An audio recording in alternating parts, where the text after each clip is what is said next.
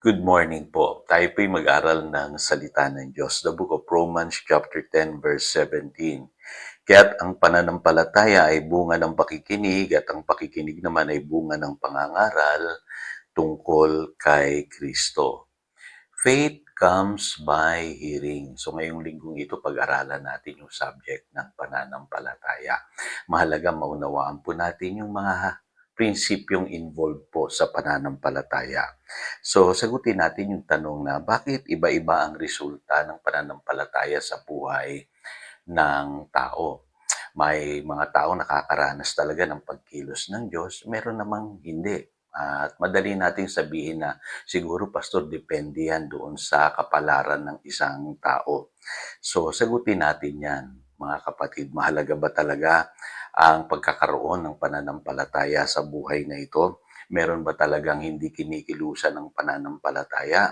At may mga tao ba talaga na masasabi nating may totoong pananalig sa Diyos? So malinaw po sa text natin today, ang pananampalataya ay bunga ng pakikinig. No? Kailangan po makinig tayo ng salita ng Diyos. At inulit po yan ang sabi, at ang pakikinig naman ay bunga ng pangangaral tungkol kay Kristo. So mahalaga yung nakakapakinig tayo paulit-ulit po ng pangangaral ng salita ng Diyos. Ano po?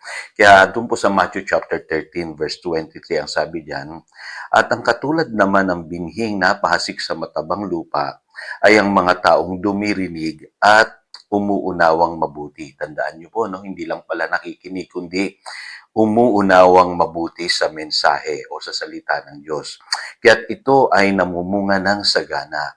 May tig-100, may tig-60, at may tig-30. So malinaw na po, nasagot yung tanong natin. Sino daw po yung namumunga ng sagana? Yung mga nakikinig at umuunawang mabuti. So, malinaw po sa Biblia na may mga tao kasing casual hearers lang. Baliwala sa kanila ang salita ng Diyos.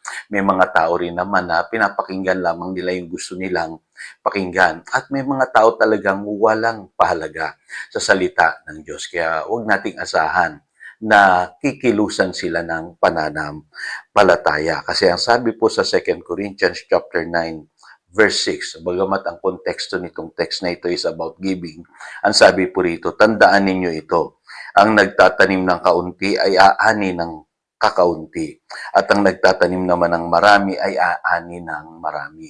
So, ito napakasimpleng prinsipyo. Kung gaano karami yung itinatanim mo sa iyong puso, yung po sinasabi ng Matthew chapter 13, verse 23, ano po, ganun din po yung magiging resulta nito sa iyong buhay. Kaya alam niyo po, ang pananampalataya ganoon eh. Kapag tayo nakikinig at nakikinig po ng salita ng Diyos, nagtatanim at nagtatanim po tayo ng binhi ng pananampalataya sa ating puso. At yan po ay mamumunga. Sabi nga sa 2 Peter chapter 1 verse 3, His divine power has given us everything we need for life and godliness. Ibinigay na ng Diyos ang lahat ng ating pangangailangan sa buhay na ito. Sabi diyan, for life and godliness. Spiritual man o material na pangangailangan mo, i-provide na ng Lord bilang isang anak ng Diyos, entitled ka na sa mga bagay na yan. Kaya lang ang sabi po rito, through our knowledge of Him, who called us by His own glory and goodness. Depende pa rin yan sa pagkakakilala natin at pagkaunawa natin ng mga katotohanan patungkol sa Diyos. So ako po'y naniniwala dun sa sinasabing whatever is deposited in your heart will produce. Kung ano yung inilalagay mo sa iyong puso, magbibigay yan ng resulta sa iyong buhay. Sabi sa Luke chapter 6 verse 45, ang mabuting tao ay naglalabas ng mabuti mula sa kanyang pusong sagana sa kabutihan. Samantalang ang masamang tao naman ay naglalabas ng masama mula sa kanyang pusong tigib ng kasamaan. Sapagkat kung ano ang nag-uumapaw sa puso ay siyang sinasabi ng labi. So malinaw po, ano po kung ano yung laman ng ating puso, yun pong nagbibigay ng resulta sa ating buhay. Kung gusto mong makaranas ng mabubuting bagay, kailangan mabuti ang laman ng iyong puso. Pero kung ang laman ng iyong puso ay pawang kasamaan, ang lilitaw sa iyong buhay ay kasamaan din.